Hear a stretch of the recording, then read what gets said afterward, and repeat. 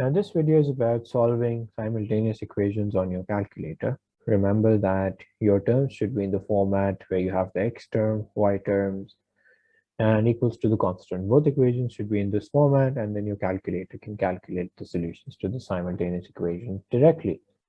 You go to menu, you scroll down, and you see this equation function.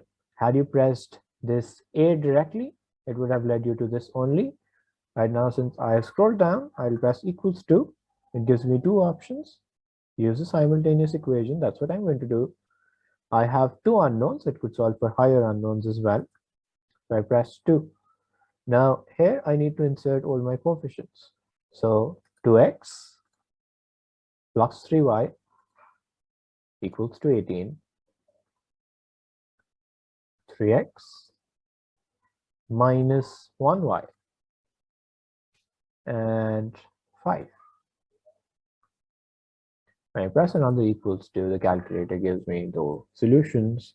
X equals to 3. I need to scroll down to find the value of y. Y equals to 4.